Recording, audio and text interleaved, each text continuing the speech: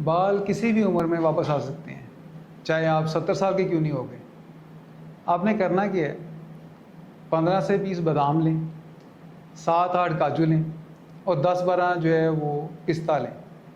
पिस्ता नमक वाला नहीं, कच्चा पिस्ता।